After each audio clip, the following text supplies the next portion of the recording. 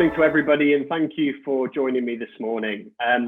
Let me start off by introducing myself and the business. So my name is Jack Sweeney, and I have worked in consumer products for about 10 years in a variety of marketing and sales roles. And most recently, that was for Karcher as their marketing director. And at the end of last year, I decided that I wanted a bit of a change and did some soul searching, as we all often do, and realized that I had a real passion for strategy. I'm very passionate about the benefits it can bring to business, and also about learning and sharing knowledge. So it felt quite prudent really to start a new consultancy business, really focused at delivering profitable growth and all about commercial strategy. And that's what I wanted to talk to you about for the next 20 minutes. So we will have a really simple agenda. We'll start off by exploring what is commercial strategy. Then we'll look at why does it matter and why is it important to you and to your business's success. And then finally, some tips and frameworks on how to build one out. But let's start with the what. And I think whenever I do a presentation or a keynote on this topic, I always start with addressing the enigma that is strategy. It is a very misunderstood, overused, and vastly overcomplicated principle or theory. And there are lots of reasons for this, of which we haven't got time to go into today. But if you Google strategy, like we will in a second, you'll see thousands of different descriptions as to what it is and how it works and how you can build one for your business. And like I said, there's lots of reasons for this. Maybe over the years, people have been deliberately trying to overcomplicate this as a concept. But I think it's important that we get back to basics. And let's look no further than the Oxford Dictionary via Google. And they define strategy as a plan of action designed to achieve a long-term or overall aim, which I think is bang on the money, really simple and very clear. So if we use that same definition and bring it across into business and into commercial, the definition would read a plan of marketing and sales actions to achieve a long-term or overall objective. And that is really it. It is as simple as that. SWOT analysis, pessimist analysis, external factors, trends and macro trends, all of those buzzwords matter and they feed into the plan, but ultimately this is what a strategy is. It's an objective and subsequent tactics. And when I look at this for clients and in the past in my corporate roles, we look at it through two dimensions. The first is business and brand.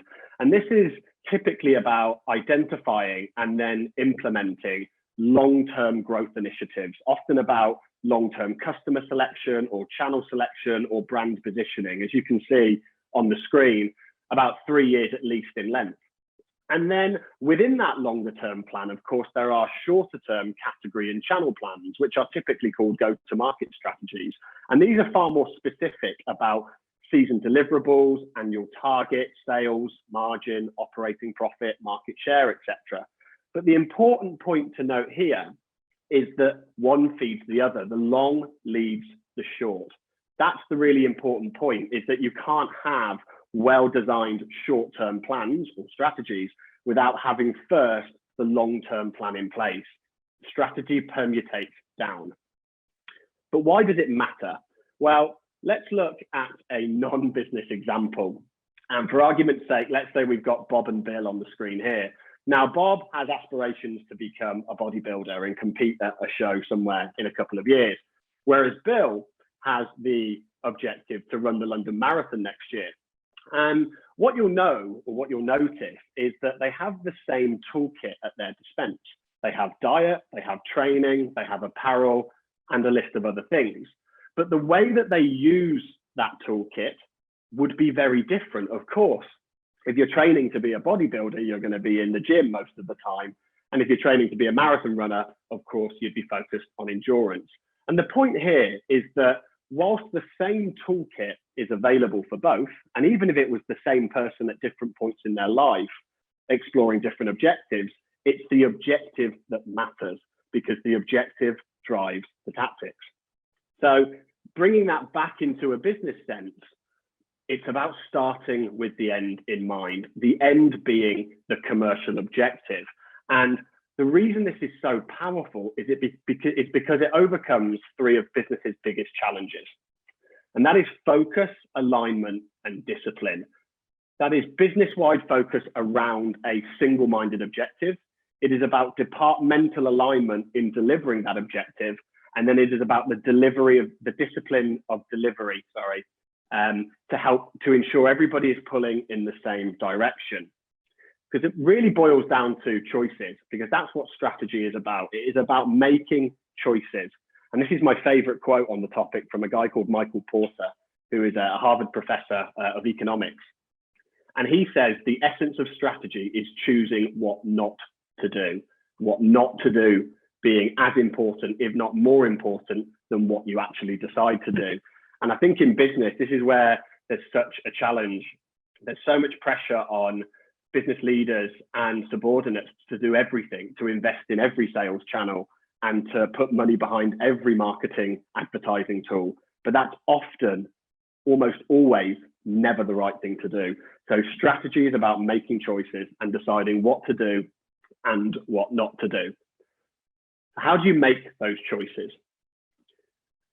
Over the last couple of years, I've had this model in my head. And when I started the business at the start of the year, I decided to spend some time on trying to put down on paper how my brain worked when it came to the formulation of strategy. This is a model called strategic strength. It is a full circle strategic model. So it is about planning, which is what we're talking about more today, but also about delivery. And you'll see the first step in this process is mapping the market. And you can see here, identify truth is what I call it in this thinking and action system. And if we look at a market, again, I like to keep things as simple as possible. There are three core elements. The first of those is companies or brands. So that would be you and your competitors, both direct competitors and indirect competitors. And what I mean by that is, if you're a paint brand, then of course you're going to be looking at all the other paint brands out there. But from the customer's perspective, they may be making a decision to either paint the house or decorate the garden. So there are direct competitors, of which of course you must understand, but also indirect. It's important to remember that you're competing for the same £10 note in everybody's pocket. We then, of course, have channels. So this would be your retailers or your wholesalers, or possibly even your own e-commerce store direct to consumer. And you can group these in the traditional DIY, electronics, mass merch, grocery, garden centers, etc. But one of the ways I quite like to look at this is within your category and within your product, where are the destination stores for your product? Where are the conversion stores? So a place where customers will go to just buy, they're not doing research like they possibly would at destination. And then also impulse. And we all know in the world of consumer durables how important impulse is to certain customers and certain products. So thinking about channel, yes, from the rational GfK or Nielsen description, but also thinking about, well, how does that channel interact with my customer? Which of course is the final element of a market. You'll see here I have consumers in brackets because these two terms are often used interchangeably. They actually mean different things. Most of you will know this, I'm sure. The customer is the person that buys the product and the consumer is the person that uses the product. Now, often in our world, in home and garden products, this is the same person, but not always. And a lot of the time with big household purchases, it's joint decisions. So I think it's always important to distinguish between customers and consumers when we go through this planning process. Let's look at these three core elements in a slightly different vein. Now you'll see here, this is a piece of research that the Insight Retail Group did a couple of years ago now, I think, but it absolutely holds true today, which is over the last 30 or 40 years, the power has shifted from brands, which back in the 70s or 80s really held all the power as where their product would be sold and who would ultimately buy the product.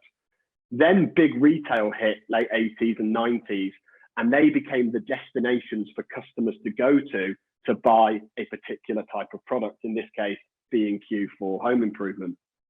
And then the internet happened. And the internet, seemingly more and more every day and month and year, gives the customer and the consumer the power because they can get any information they want at the touch of a button. And that really means that if you look at these three elements, there is one that is absolutely more important than any other, and that is the customer. And actually, when you do this process of mapping the market, if you start with the customer, which I'll come on to talk about in a second, the rest will self-populate. Let me explain what I mean. What do you need to know about your customers to help you map this market, or map your market, sorry? I've broken it down into two sections. The first is, of course, who they are demographically, their age, their gender, their location, their income, all of those data points. And you can enrich that with attitudinal data. So why do they buy your product or your category or your brand? And then how do they interact with your product and your category and your brand? Now, to get really good data from this perspective, you need to use your own first-party data. And that's often a huge challenge for you guys, I'm sure, and for many of my clients, because the majority of products are sold through retail, and thus they hold the relationship with the customer. But you will have data that will be really useful, whether it's customer services, returns, if you do sell online via your own website, and all of that can be used. And if you wanted to enrich it and make it even better, you can look at partners like Experian or even YouGov, who can help you with that data enrichment and ultimately getting an understanding of who your customer is or who the customers are within your particular market. Why do we do this? Well, we do this to satisfy a marketing fundamental when it comes to planning, which is STP. So what you want to do is understand the entire market and then divide that market of customer groups into distinct segments, sorry. And then once you've done that, you should be able to identify through insights which of those segments are most attractive to you and your business objective. And then finally, what you need to do is position your particular product or proposition around that target market, because what one person wants is not going to be the same as what somebody else does. Then the second set of data within customer is all around really purchase data and shopper data. So what, of course, is what they're buying. And you'll get that from places like I said, GfK or Nielsen or other data providers. Then the when, like what is triggering the customer to buy? Is it weather? Is it advertising? Is it theirs is broken and they need a new one? There are lots of different triggers, some of which you can manipulate and some you can't. And then of course, after that, you have the where.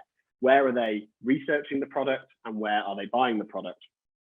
And this is ultimately called a customer decision journey. And I've used a really simple example here from an agency called Wavemaker that map it a little bit differently to a lot of other agencies or theorists out there. You can see here on the right, we have purchase. Once they've purchased your product or your category, they go into a priming stage, which is, of course, they're not in market to buy your product, but you can influence them at this stage for when they do need something based on the trigger, they think of you and your brand first, or at least within the consideration set. And then once they're triggered to buy, they go into active mode. They go into, I need to buy this product. And what are they doing there? Are they going on Google? Are they going on Amazon? Are they talking to friends? Are they looking at social media groups? They're probably doing all of those things in many cases. And then, of course, eventually they're going to make a purchase decision. Now, this data is typically more attainable without needing to spend money on data specialists or research. There's some great resources out there. Google Trends, I would encourage you to use. Answer the Public, which is a great tool for understanding within your particular product or category what people are searching. And customer reviews actually is another one that I don't see utilized enough. Like go into your retailer websites or even look at other review platforms out there and look at what people are saying about your brand and your products. And actually on some of those websites, they even tell you who they are, where they live, their age, etc., etc. So you can get a lot of information for free via the internet to help you build out these two sections within your customer. And the end product, of course, is to find the opportunities. So you're going to use data, and I must stress that you must be data-driven in this market mapping exercise. You should be using data from all the evaluative work that you've done before getting to this stage and plotting that data on a whiteboard or flip chart. It's a messy, messy process. But like I said, what you're trying to do is understand where there is opportunity. Where is the white space? Is there a sales channel that you're not exploiting at the moment? Is there a customer group that aren't being satisfied by any of your competitors and thus presents you an opportunity? So what you're looking for here is ultimately insights that are going to help you make decisions. And that is where we get to stage 2 or step 2, where we actually want to create our framework, create our plan. And as I said, that is ultimately about making choices. Now, this is really difficult to go into much detail on today, and because plans are so different based on what type of plan it is, what your business is, and what the market is. But I wanted to present a bit of a prompt sheet or prompt slide to help you understand or prompt you to think about what tactics you can play with to make those choices, or to help you frame those choices. So you can see here at the top of the slide, we've got business objective, and at the bottom, of course, business performance. Now, business objective will drive or should drive your commercial strategy, your marketing and sales plan. And going again bottom up, you can see ultimately business performance is the result of customer experience. The reason I'm doing it in this way is to articulate the point that you should build bottom up and top down. You know, a lot of people talk about top-down budgeting or bottom-up budgeting, which is called zero-based budgeting, but I believe you should do both, because you should have an idea in your head about what you need to achieve. It's your business ultimately, but of course you have to match that with market reality. So doing it in a two-pronged approach, top-down and bottom-up, should help make sure the right decisions are made. Now, within this, we have tactical levers, and this is classic 4 Ps of marketing. So you have product and you have price. You, of course, have distribution, that we've talked about already. And then finally, marketing communications. And these are the primary 4 tactical levers that you have at your disposal to deliver your business objective, to deliver a great customer experience, to ultimately deliver good business performance. The final point I want to make on this slide is about brand. Now, brand is, again, one of those really sometimes misunderstood concepts in business, often thought of as a logo or a typeface or a brand image document. But really, brand is what your customers are saying about you when you're not in the room. Brand is your reputation, and you can't directly impact your reputation. You can't go to a customer and tell them to think of you in a certain way. What you can do is influence perception through these tactics, through offering better product. Or for example, if you wanted to be a value-based brand, you wouldn't price your products at the top end of the market. And all of that, of course, again, delivers a coherent customer experience. Now, I could do a full webinar on all of these points: product, price, distribution, marketing, communications, and brand. We just haven't got time today, but I will be diving into a few of them over the series in the next couple of months. Now, you might be sat there thinking, well, this is all well and good, but we're going to identify 10 opportunities and we physically can't do them all, either because we haven't got the resource, or we haven't got the budget, or we haven't got global HQ sign-off. And I completely understand that. I think doing bottom up and top down will help, because if you do this ahead of budget season, the bottom up approach should help validate the opportunity. But of course, in the real world, that doesn't always happen. So one of the tools I think can be really useful for prioritizing what's important or more important is something like this, which is called an impact effort matrix, or in this case, implementation impact. And if you have, let's say, 10 initiatives or tactics that you want to deploy for 2021, you can plot them on a graph like this, and it will really help you to prioritize and decide where you should be focusing your efforts. You know, are there quick wins that you can exploit quickly? Are there big, high impact but high effort projects that need to be considered down the road? This is just one of the tools available, one of the frameworks available for making those decisions more objectively. But ultimately, the goal is to create a plan on a page, which should, in layman terms, tell you and all of your employees and your partners where to play, or where you're going to play, and how you're going to win. And it really should be no more than an A4 page. If it's more than that, it's too complicated. All it really needs to include is your objective, your customer or target customers, the filters, initiatives, and tactics that you're going to deploy. And again, these will vary dependent on long-term versus short-term. And then 3, I would always suggest as a maximum KPIs to measure, were you successful, to measure your objective. Now, all of this is important in its own right because simplicity will drive performance. But the reason this is really important is because the next stage in the process of implementing strategy is about people. And this is often the stage that I've seen over the years that's missing. There's a great amount of effort done on planning and there's a great amount of effort done on delivery, but the bit in the middle gets forgotten. And it's so important that you have a simple, short and sweet plan that you take to your business and take to your partners so everybody buys into it. So you get the focus, the alignment and the discipline business-wide to deliver the goal that you need delivering. So that's all from me today. I appreciate a very top line look at commercial strategy, but I wanted to leave you with 3 key takeaways. And the first of those is strategy is just simply an objective and subsequent tactical choices. The important bit is that you start with the objective and that will then help you build, it will feed and help you build which tactics are right for you and your brand. When you're doing that process of mapping the market, make sure that you avoid opinion and assumption. This is really difficult to do, I appreciate, but almost every research project I've ever done over the years disproves my current thinking. And there's a really famous saying in the world of marketing that is your opinion is worthless on your own business because you're too close to it. You're far too close to your own business to see what your customers see.